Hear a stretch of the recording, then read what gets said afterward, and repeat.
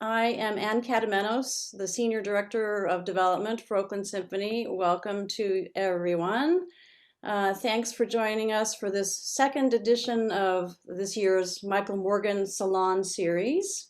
These are meant to be virtual events with several goals. One is simply to demonstrate our real appreciation for your generosity, speaking to all the attendees, and to share with you a little bit about what we're doing currently, what we're doing during the shelter in place and the COVID, these crazy times that we're in.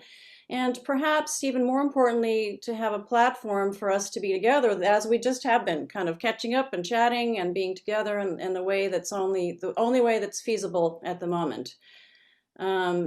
And I know that when I talk to all of you, our supporters, to a person, people have been expressing how bereft they feel about the absence of live music. And so that's why we're doing this. We're coming to you with various events like this one over the coming weeks and months. The Muse program is up and running in schools, and they've really been working hard to adapt to distance learning, and they've got some exciting projects in the works for the school year. And we're getting ready for when we can return to actual live concerts. So during this whole time, your support is sustaining this organization and enabling us to be ready for whatever that new normal is going to be post shelter in place. So thank you again so much for your generous support of Oakland Symphony. I want to give a special shout out to those of you, because there are several of you here today, who've signed up for monthly giving or who are making gifts through your IRA or donor advised fund. And those of you who have included Oakland Symphony in your estate. These are just other ways that folks can support us, and just wanted to make sure that everyone is aware of these other vehicles. And if you're curious about learning more, please be in touch. I'd be happy to talk with anyone about these other ways of supporting us that are very, very helpful.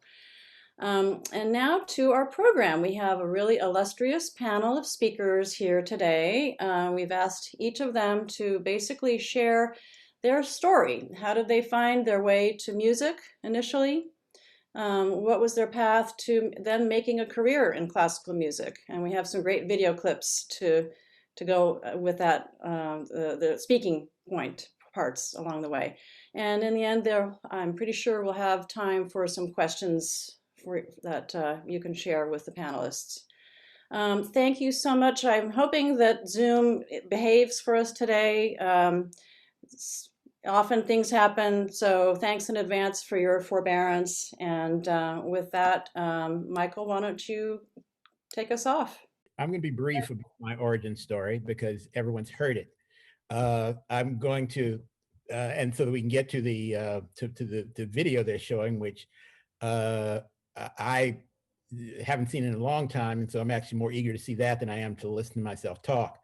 So in any case, I am, as you all know, an advocate for public school music education because I started in public schools in Washington, D.C. The first thing I ever conducted was my junior high school orchestra, and then went through high school and all that. I've always done, there was always music in my schools, and so it's been a sort of mission to try to have music in as many other kids' schools as I can so that they have a chance, if they choose to, come along behind and do the same thing I've done.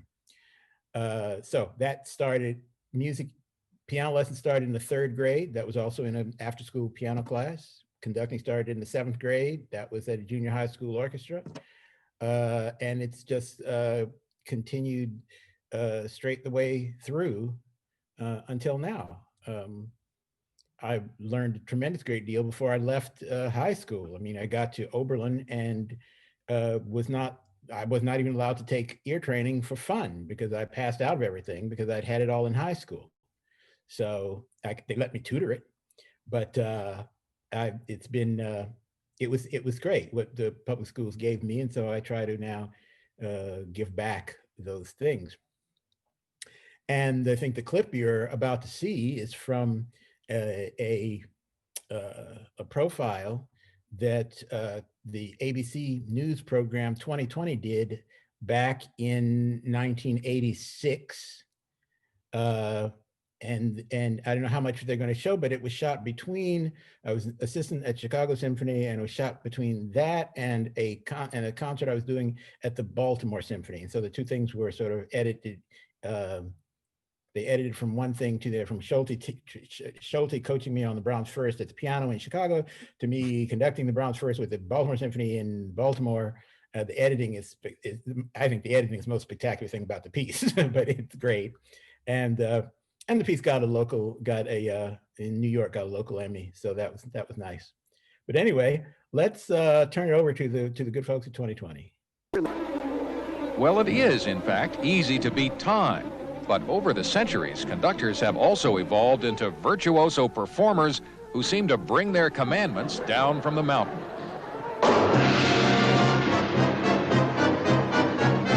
They shift through a variety of roles, like a stage director unifying a huge cast, and like the leading actor as well.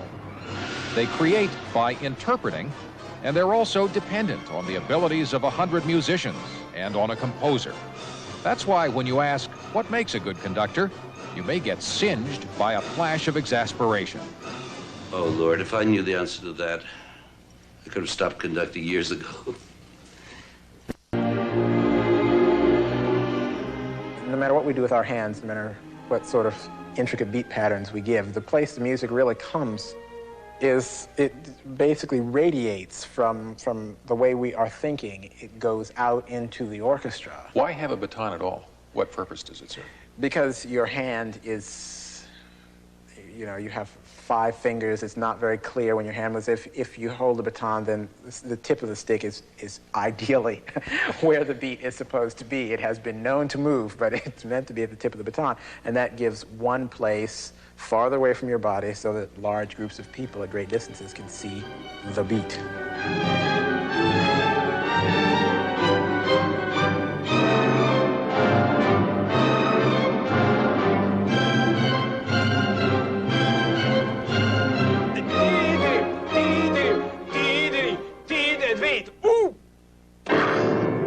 The hell broke loose.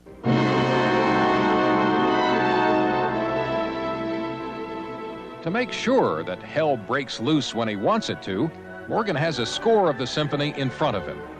This is the part that no one can help with, reading simultaneously all the parts of all the instruments and knowing where to lead them.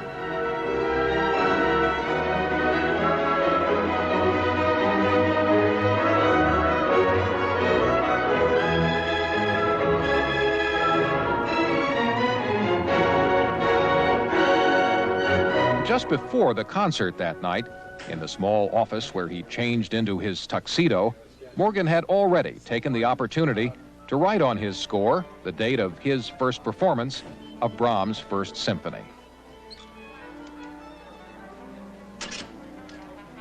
He will learn from this experience. He's just at the start, at the threshold of what he's going to learn. He's got to succeed every time he goes out there. In the beginning, you can't have any failures, and that's the hard thing.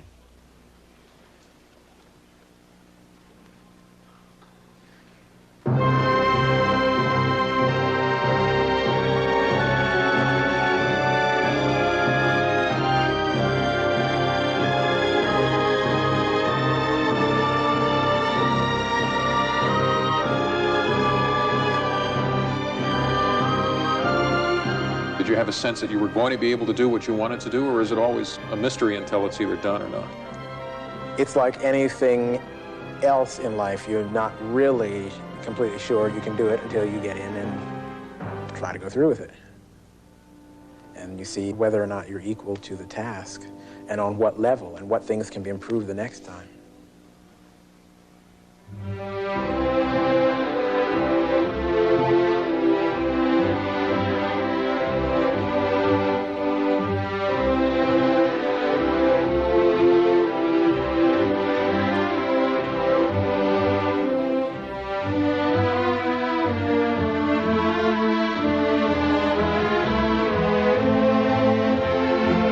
He is a natural conducting talent. You can immediately know is somebody able to lead an orchestra or not. And that is the criterion for a conductor, the talent of leading. And this is what you never learn. You cannot learn that essential something which I cannot describe you. And Michael has that.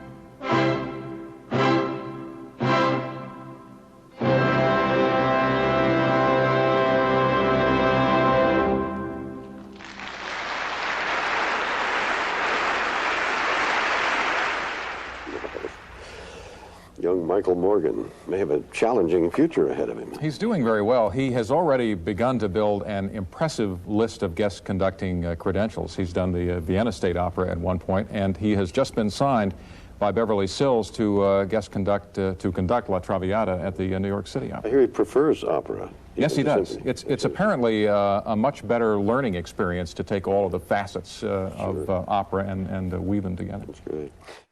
Yes. So much hair ago. And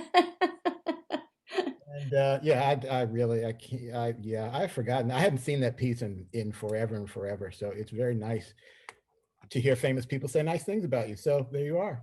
Michael, can you just identify, I know it started with Maestro Danny Kaye at the very opening, and who were the other conductors who were speaking? Yeah. George Schulte spoke the most. He spoke quite a bit, and he was the one coaching at the piano. David Zinman, who was the music director of the Baltimore Symphony at the time, spoke in there briefly. Did someone else speak? Anyone else paying attention to someone else speaking? Those are the two. Bernstein, of course, spoke naturally, but we all recognize him. Yeah, those are the main ones. Great. Well, thank you. That was really fun to see. That video was it's so fuzzy. It's like my memories of the 80s. Yeah. Appropriate. And please feel free to start typing if you have any questions that you'd like to come to later. But we will also have the chat available to us at the end of the event when we do the Q&A with everybody. Next, we have Lynn Morrow, the director of our Oakland Symphony Chorus. Lynn? Hi, everyone. Good afternoon. The topic of how I became a musician is close to my heart. It's pretty much a lifelong thing. I grew up in a church in Berkeley, California that had no instrumental music, so everything was singing, and all of my male relatives were song leaders. So I literally took conducting for granted because everybody I knew was a conductor. And so so when I was 4 years old, I started taking piano lessons, mostly because my mother's second to youngest brother played the piano. He and his twin were 8 years older than me, and I saw them play piano, and so it's like, I want to play piano too. I was 4, and then he started to become a conductor, actually wound up becoming Seiji Ozawa's associate conductor for some time during the 70s. And he recommended to me, at 3rd grade, when you start your orchestra, because I, like Michael, did a lot of this instrumental learning in public school. So I played the viola because he said, you'll always work. And that was true. So I played the viola when I was growing up after the piano, and then my junior high school band instrument was French horn. So there was my brass instrument. So all transposing instruments. So that kind of is a pretty good pathway to being a conductor, because you have to know how to do those things. And that was something that came naturally to me. I started conducting in summer music camp. I went up here to Cazadero. I live in Sonoma County, so I'm pointing literally like that way from my thumb. And then I went to another camp where I did some more orchestral conducting. And I grew up in the Oakland Youth Orchestra. It had a lot of different names. It was YCO, Youth Chamber Orchestra, Oakland Symphony Youth Orchestra, lots of different names. But anyway, Bob Hughes was the conductor at the time, and then Dennis Decato became the conductor of that ensemble. And my standmate was Betsy London, who is still in the Oakland Symphony viola section. And my standmate at school at Berkeley High was Lorraine Hunt, who became Lorraine Hunt Lieberson. She also grew up as a violist. So we had a lot of people who went on and remained musicians throughout their lives. And so, but when I went to Stanford, I was not a music major at the first because I was in pre-med. That's what I was interested in doing. And, but my college job was being in the San Francisco Symphony Chorus when Ozawa first started it. So I'm a founding member of the San Francisco Symphony Chorus. And that was my college job. And I rode up in a van from Stanford up to San Francisco. And in the back of the van, these guys were talking about Wilbur this and Wilbur that, and they were all in the computer science department. Well, fast forward some years, when I had graduated from school and was starting my family, the kids didn't eat art. So it's like, okay, I got to figure out how to do this. And I became a computer programmer. And when I took my my first job, they asked me if I could type, and I was like, yeah, I can, but I won't be. And they were like, no. That's how you enter the information into the computer. Okay. And so I get there and I'm looking at the text editor, and at the bottom it says Wilbur. So I had been going to rehearsal every week with the designers of the text editor that I used in my 13 years as a software engineer. And so then after that, I decided I wanted to really do music full time. And that's when I went back to school. I went to Bloomington and got my doctorate in opera and choral conducting. And one of the things I did when I was there was conduct a fully staged production of Bernstein's Mass. And because it requires so many resources, I'm maybe one of the very few, maybe 10 people that's done that. And so when I got back here, my Berkeley group got an invitation to record the second recording after Bernstein's of the Mass, and we went to Berlin and did performances and then recorded that work. And so we wound up getting a Grammy nomination for that. And I, as the chorus master, got that nomination. And then Michael was doing a production of Bernstein's Mass, and he asked me to coach the street chorus. And so that's how I got connected with the Oakland Symphony Chorus. And after doing that work, and then they asked me to come in for an interim year, and then I was hired as the director of Oakland Symphony Chorus. And so that's what I've been doing. This is my 15th year. It's an anniversary year for me. I started in 2005. And we are doing some very interesting things. If you know people, we are the one silver lining of this period is that we are not bound by geography to be members of the symphony chorus. So we are doing a masterclass. I run a vocal masterclass every week with 12 to 15 of the members, and then the rest of them are in ear training or music theory or language study. And then we also have a choreography segment, because the Mass that we premiered last year in April of 2019 has movement in it, which we weren't really able to do because we didn't memorize the work yet. and movement is a challenge for some of the members. So we're starting and using this time period to also work on choreography and movement in singing. So there's lots going on. We really appreciate your support because that helps us to continue what I think of as adult education for the members of the Oakland Symphony Chorus. Thank you so much. That was a great, I especially love the update of all the new stuff that you're doing with the chorus. That's really exciting. Can you just tell us a little bit about this video we're about to see? So this is a promotional video that I created last spring because my plan pre-COVID was to be doing a lot of traveling and giving workshops on African American spirituals. That's become a specialty of mine. My dissertation is on the African retentions in Porgy and Bess, Gershwin's opera. And that really got me started back on looking at African American spirituals. And my mother is an expert in this area and had lots of literature. And so I sort of picked those things up, and I have been giving pretty much twice annual workshops for since about 2006 on African American spirituals. And actually I'm giving 2 of them as the lead up to a presentation of the Mass in November.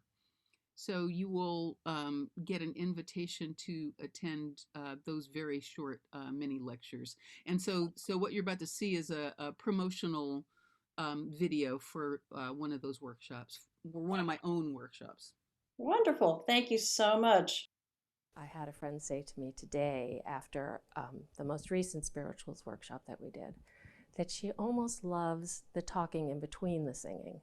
She loves how much she learns from Lynn about the history of this music and the history not only of the people who sang it. We know about the victims of slavery, of being enslaved, who sang this music to tell stories. But Lynn also brings to it the long history of professionalism and musical achievement that is in the Black community that we don't hear about. And that is very moving, to hear the stories that were lost. Steal Away, which functions as a communication tool. So this song was sung for lots of reasons that enslaved people may have sought escape. So either in mind or in body. I was actually reduced to tears. This version of Steal Away made me feel my ancestors who were talking to me, who were touching me.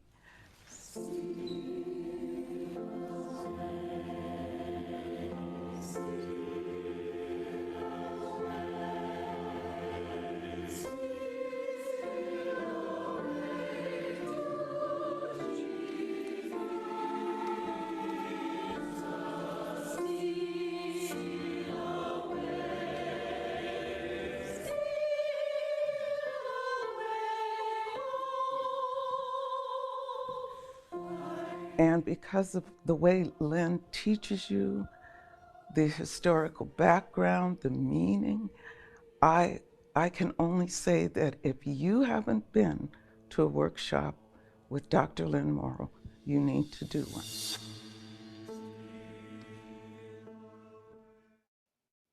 Very powerful. Thank you. Thanks. That sounds like they're going to be very fascinating. Looking forward to that. Thank you. Great. Well, next up is Omid Zufunan, who's our youth orchestra conductor, and he will share some of his musical journey as well. Thank you. Omid? Hi, everyone. Well, I've been the youth orchestra conductor since 2014, and I'm primarily, as an instrumentalist, a classical guitarist. I played cello first. I'm also a composer and obviously conductor, sometimes arranger and music educator for sure. But going back and getting a little bit more sort of to the roots of it all, I grew up in a household of music, with my father being very well known in the Persian community for traditional Persian music. And I don't know if anyone actually noticed on this in this call, but a gentleman by the name of Shahjarian just passed away a couple of days ago. Probably the most celebrated and accomplished singer in all of the last like 50 years of Persian music, certainly in Iran, but also in outside of Iran. He just passed away, and you know,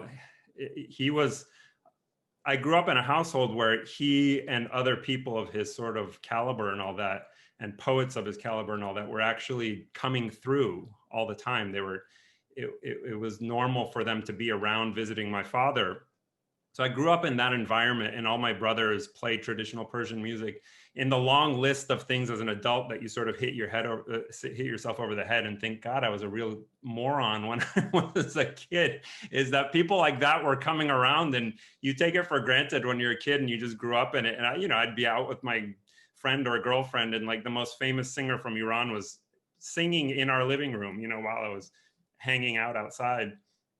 But I grew up with traditional Persian music, and it wasn't really until much later that I realized how much it influences how I make music and how I think of interpretation, and even just who I like to listen to as a classical musician, or what interpretations I enjoy. So it actually informed a lot, but I didn't catch the bug for music in that real sense of catching the bug where you obsess over it back then. I played the cello in school, the public school education that Michael was speaking of. We had good teachers and all of that, still didn't catch the bug. I was barely ever taking that thing home to practice it. And I didn't own one. So that tells you how serious I was. I was taking the one from school home if I chose to, type of thing. So I still didn't catch the bug. It turns out I didn't really catch the bug until I stole my brother's guitar from his closet and started picking out Pink Floyd songs and other like classic rock songs. And Eddie Van Halen also just passed away the other day, and playing Van Halen songs on the guitar. That's kind of when I caught the bug, is playing that stuff. And like fast forward about 4 years later, around time of graduating from high school, I started getting a little bit sick of rock and roll and a little bored with it, and started getting more into classical guitar. And by that time, my guitar playing was so much farther ahead than the cello playing that it took over and became the main instrument. And I started just obsessing over classical music. But even back then, the guitar was my main instrument, but even back then I was getting more and more involved in music that was combining players. It was more the chamber music and the orchestral music. So I was actually going to the library and taking that stuff, CDs of that stuff home all the time. And the guitar was my main instrument, but I was already getting more and more interested in ensembles. I didn't have this kind of epiphany that meant conducting. It wasn't clear at that time what it meant. It's just, that's what I was attracted to. And the guitar was my ticket into music school. I got a scholarship to go to USC to get into the guitar program. But once I was there, I knew it wasn't the guitar that was my main instrument. I was sort of haranguing and bugging the conductors and the chamber music program and all that, to spend time with them. That was where my main interest was, in the composition program. So I started putting ensembles together and basically getting as much experience as I could, writing for them, composing and conducting ensembles. And that's kind of where it began for me. It was the process of putting instruments together and how they come together and why they come together that my mind was constantly drawn to. Eventually studied music abroad, and came back. And while becoming an educator at Oakland School for the Arts, I got to know Michael and then youth orchestra conductor Brian Neese, and was very much, helping where I could as a coach here and there, but also getting mentorship from Michael as a teacher, sometimes as a conductor, and even opportunities as a composer. Both Lynn and Michael have commissioned works from me through the youth orchestra, and Lynn through what's called now the Pacific Edge Voices, and was the Pacific Mozart Ensemble back then. And this was during a time period where I was also starting to get brave enough to explore combining my Persian musical heritage with everything that I learned and studied as a Western trained classical musician. So this was something you cannot force. I mean, I had opportunities earlier, people asked me to do it, but you just cannot force entire civilizations to come together and have an artistic output until it's time, at least in yourself. I mean, you can force it logistically, but creatively, until it's going to actually meld in yourself in a way that makes sense. And it, for whatever reason, it started to around that time. And so there was a cello and piano duet that commissioned me. Like I said, Lynn commissioned me, the youth orchestra commissioned me, and I was able to be sort of featured as part of one of the fantastic Notes from series concerts that many of you are probably familiar with, the Notes from Persia concert. Actually, I think part 2 of the Notes from Persia concerts. And that really, for me, was a big deal because, like I said, these are I grew up with all these elements, but for them to come together is a kind of identity thing, really, if you think about it. And that's something that, like I said, it has to happen in its own time. It has to reach somewhere. And I was very, very fortunate to live in a time and a place where the support for it was, the way that it played out.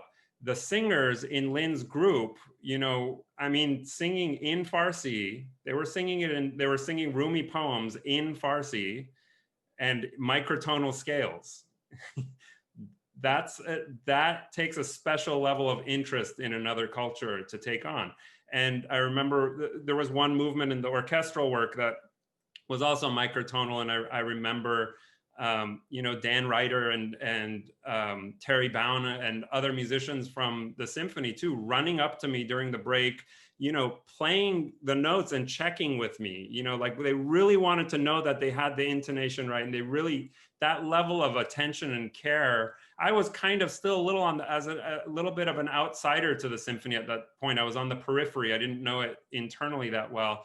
And it made such an impression to have that just kind of level of care and kind of invitation to bring your culture into it. And I think it's a big part of why I just want to be here at all. And what I do at the youth orchestra is not the same as that, but it permeates it. The spirit of that kind of permeates what we do. And so with the youth orchestra too, we've done, for example, a Latinx concert, and we've worked on music recently for our tour of a famous Chinese composer, and being able to really bring that same spirit of like, not just wanting to play the notes and not just wanting to play them well, but really, really trying to understand what the composer meant and what the culture is about, and spending time with it, like being in the same room with it for a minute and being able to stop and really talk about it is a really powerful thing. So I think that's a huge part of why I really want to be part of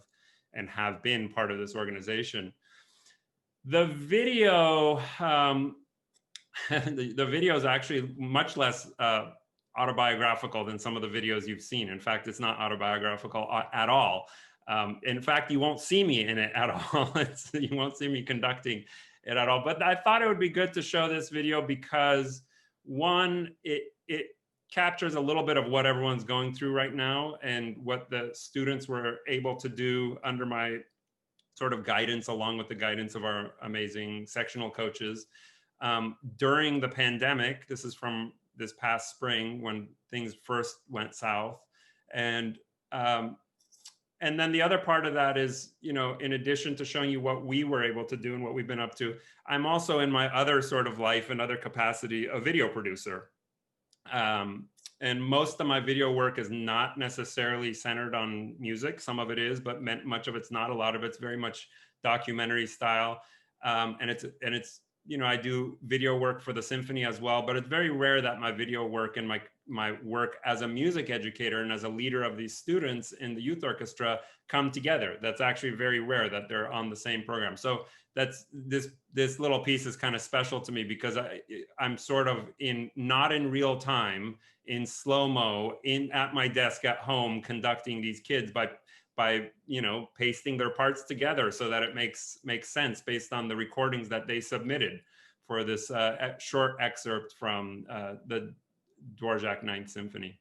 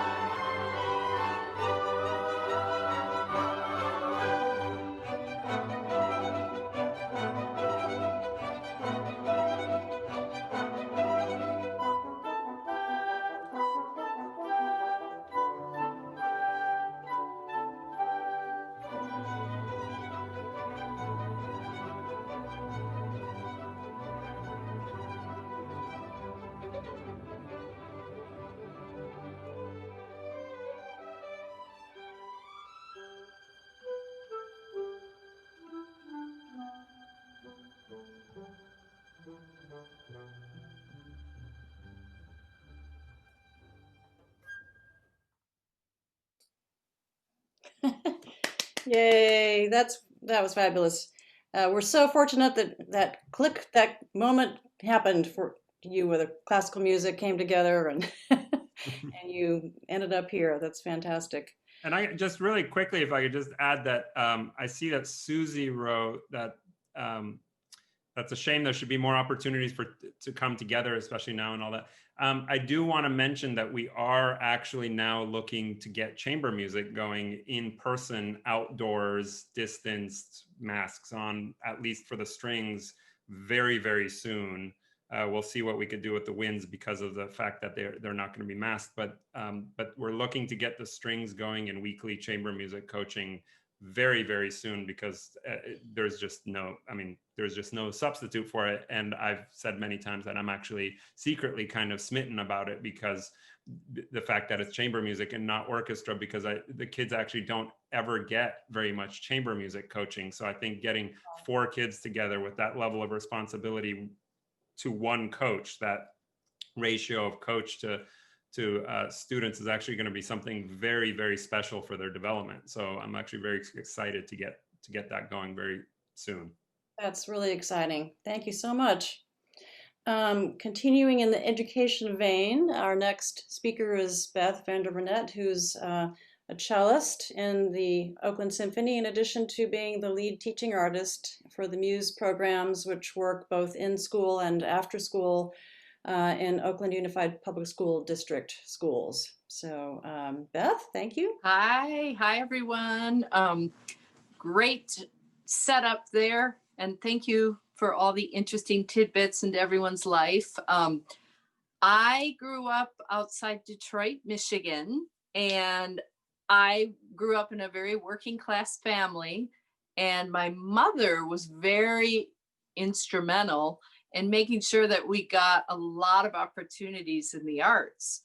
And just as everyone else has mentioned here, I started as well in the public schools, and I actually got the bug right away. So in 4th grade, unlike Omid, I know you didn't get the bug right away, but I started playing that cello, and I was like, oh, I loved it so much. And we found a way, my mom always found a way to give us opportunities. I got scholarships for some private lessons. Even though we were not particularly wealthy at the time, we made, it was just a value that we had in our family to make sure everybody got exposure and opportunities in the arts. And eventually I did youth orchestras, and I ended up in the Michigan Youth Orchestra, and then got from there in high school, I got a scholarship to go to the University of Michigan. And that's where I did my undergraduate. And then I moved on to Carnegie Mellon, and I did my graduate work there. I studied with Anne Martindale Williams, who was principal of Pittsburgh Symphony. I think she still is principal cello of Pittsburgh Symphony. And then I just had a lot of curiosity and a lot of creativity. Once I got done with school, I thought to myself, like, ooh, do I really want to like live in the Midwest my whole life? And I said, oh no. So on a whim, I just moved out to the Bay Area because I did a lot of research into all the different big cities. And I just felt like I was best matched with the Bay Area. So I came out here with my cello and my futon, and landed and just started to take auditions. And at the moment of, that time in my life, I was just one of these young freelancers who was trying to get established. I was taking every audition possible in the Bay Area, and Oakland Symphony was one of the first auditions that I won. And at the time, I didn't really know that much about the Oakland Symphony. And I think what was really interesting to find out is that the programming, the really adventurous programming, and just kind of the mindset of Michael and his commitment to music education was very aligned with the way I was thinking even back then. So it was it was just a perfect fit for this to be one of the jobs that I won. And then I eventually moved to Oakland because I just felt like it was a good fit. I first lived in San Francisco, then I moved to Oakland. And then I got really involved in our Muse program. And that's where I really started to really get very committed with getting to know all the public school programs. And, I've been involved with the program very much so in school and after school programming. And this is also significant for me. I really enjoy living in the community that I do a bunch of my work in. It's really great. The other day I was masked and walking from the Chinese restaurant, taking some takeout home, and I ran into a high school kid who plays the double bass. Even with our masks on, we recognized each other.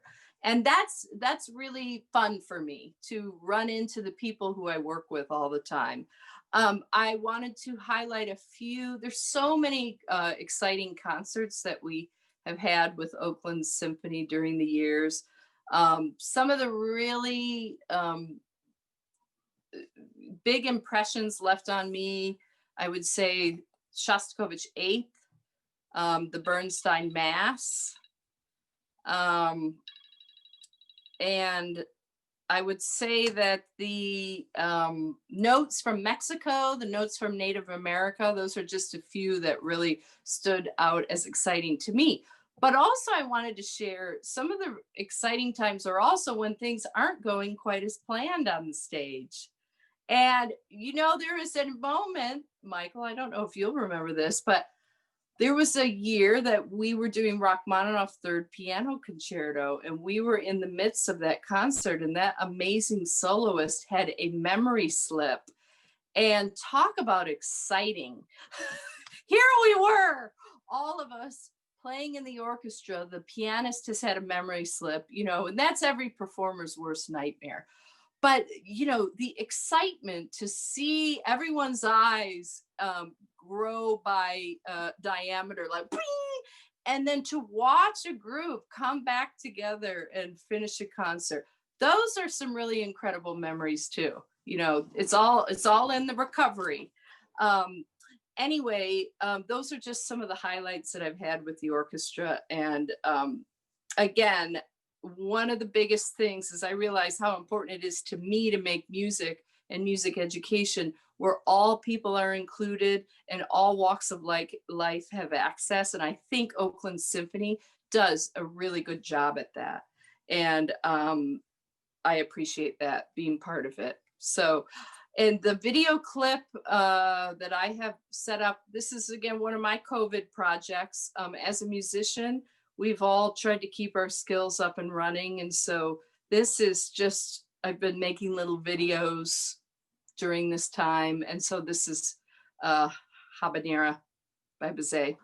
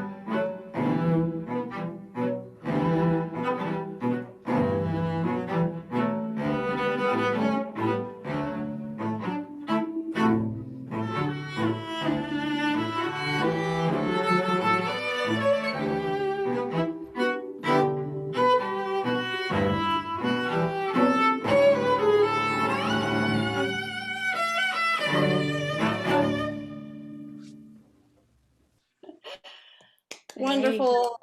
Thank you.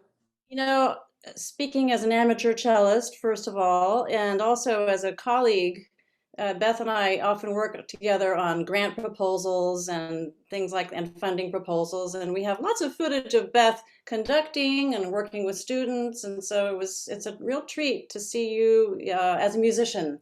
So thank you so much for sharing that. Next up, we have Amy Lykar, who's also a wonderful musician in our orchestra and also an important member of the Muse team. She very graciously offered, I made an editorial mistake. In the initial invitation, we listed her as principal flute, and she corrected me. That is someone else, but Amy is here representing the Muse program and the piccolo section, which is her. And also she'll share with us a little bit about what she does outside of her orchestra roles, working with other musicians and imparting some skills that are very widely sought. So thanks, Amy. Thank you, Anne. Yeah, it's been, I know one of the questions that came up from our attendee today is, what have musicians been doing to keep doing during shelter in place? And I'm almost at the point now where I am so in need of a vacation, it isn't even funny. Like the maestro, I've been making almost constant Zoom visits across the country and across the world, actually teaching injury prevention and anxiety reduction and performance enhancement for musicians. Like everyone else in this panel. So I grew up about a half hour south of Cleveland, Ohio, and my hometown orchestra I grew up listening to all the time was the Cleveland Orchestra, and had really amazing elementary, middle, and high school music education programs, again, with really strong music theory in my high school. And I went to college thinking I was going to be a middle school band director. That was sort of like my dream job when I was 18 years old, was I wanted to be a middle school band director.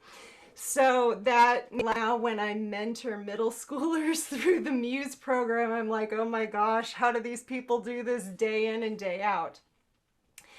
And I will also say that because I live near the Cleveland Orchestra and started studying with a Cleveland Orchestra member when I was an undergrad, the performing bug bit. So I then went on to get a master's and doctorate at Ohio State. And that's where I was into the Alexander technique and body mapping, because I was those hyper type A personalities that kept injuring myself from trying too hard and trying to be too good and trying to be too perfect. And I was also one of those people with really low blood pressure, so I could never take the Enderall, the performance anxiety drug that a lot of musicians take to manage performance anxiety. And so I really went headstrong into musicians' wellness and have been studying it now for close to 30 years. And in 2006, helped launch a nonprofit called what is now called the Association for Body Mapping Education. And so in addition to being a performer, I've been training other musicians to teach this workshop, and particularly during the last 7 months, I've been training a lot of musicians to teach this workshop and working with a lot of young people. I've been guest speaking a lot with young people on how to manage their anxiety and how to use their bodies better to play their instruments better. And it's been really interesting and incredibly rewarding. And so the video that I'm going to play for you today, 2 parts.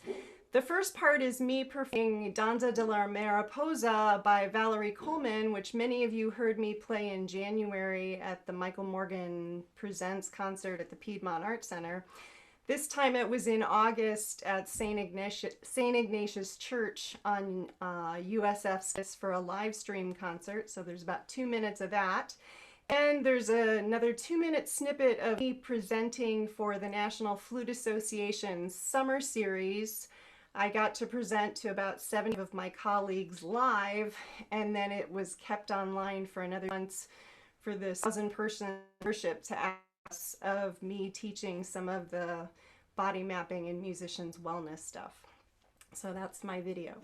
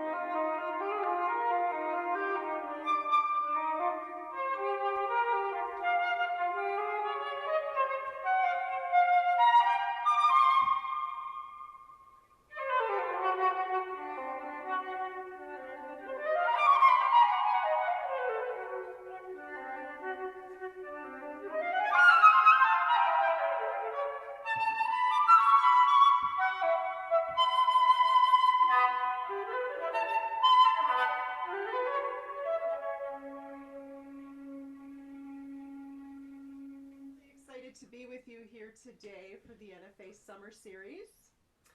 I hope you have your flute handy. I hope you have a score you're working on handy. And we're going to explore for the next hour and a half organizing your body for music making. So, body mapping. Body mapping is your mental conception of your structure, your function, and your size. And what we're going to do today is go through some basic body mapping concepts that I have found most useful to me as a flutist. And so as we go through the next hour and a half, I'm hoping to lay a foundation for music making. You want to unmute your video so I can actually see what you're doing, that would be great. Otherwise, I completely understand if you'd rather just listen in. But this is going to be a fairly interactive workshop where I'm going to be having you palpate your body, meaning explore by means of touch. I'm going to have you explore at your flute.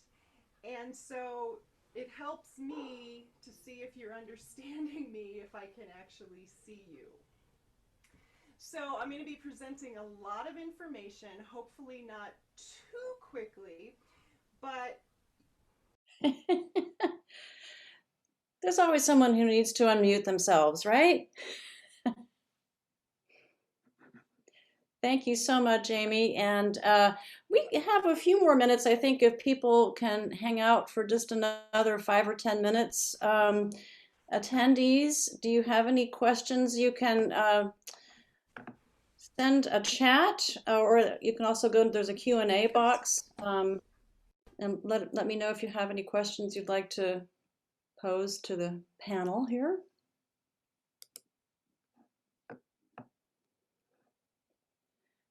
Beth did point out something to me in the chat that, Amy, you're also, our Muse students are also benefiting from that expertise that you have with Alexander technique and body mapping. And so good to get them off on a good footing without having stress and bad habits.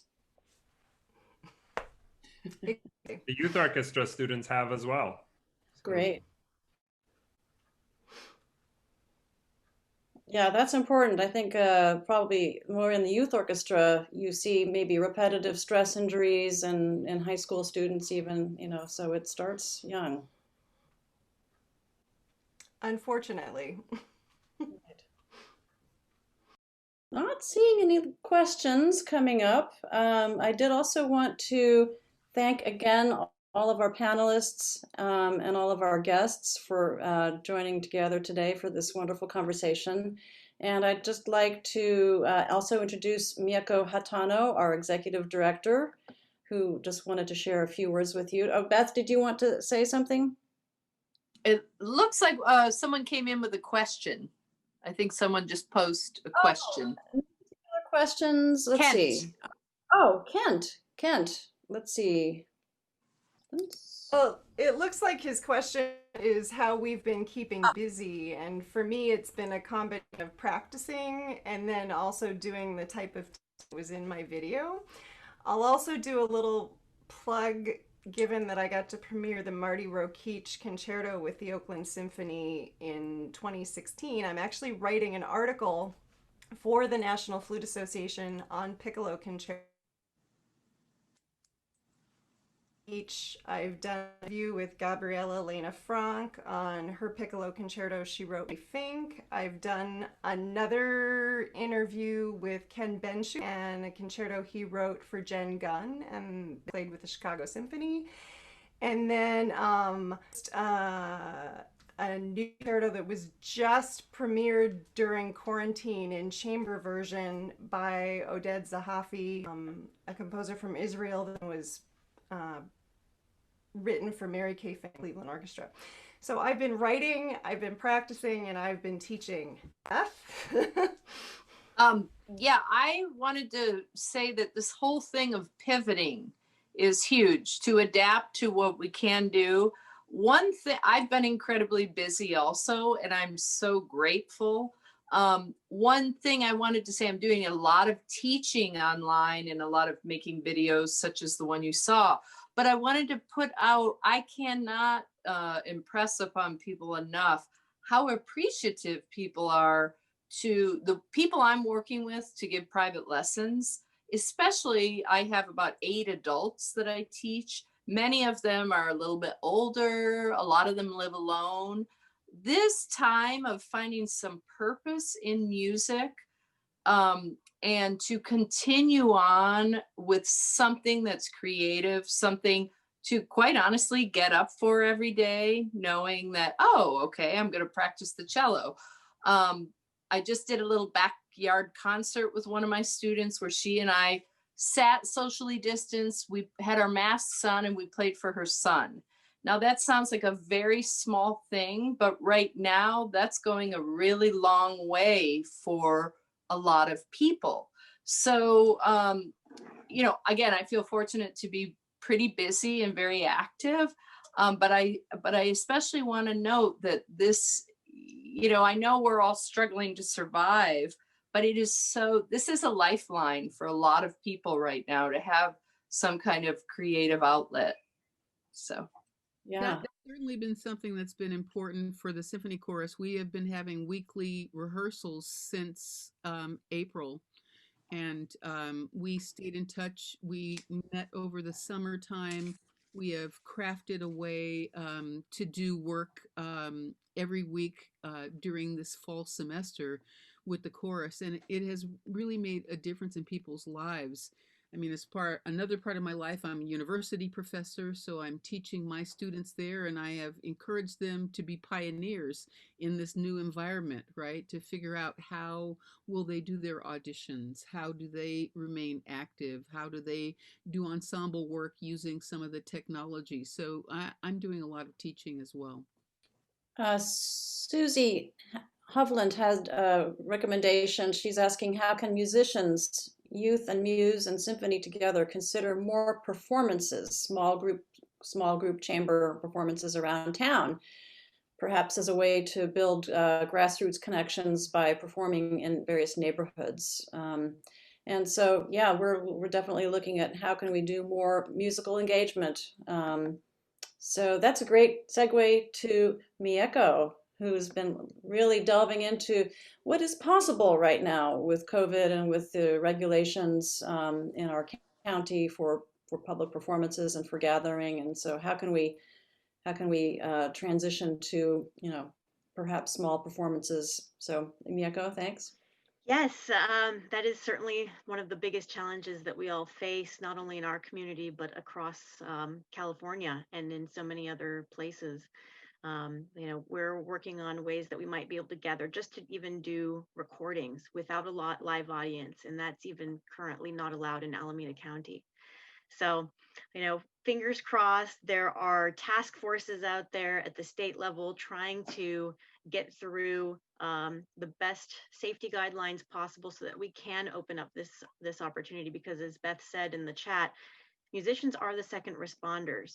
Our arts and culture bring us all together. It is as important to people's mental health and physical health as almost anything else. And in this time when we have so much chaos happening, music and each other, those are the two stable pieces that help us come together as a society and as a culture when we are divided on so much else.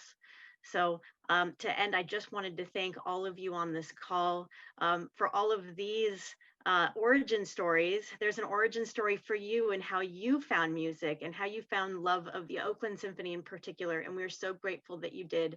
These origin stories, only happen when there's supporters like you.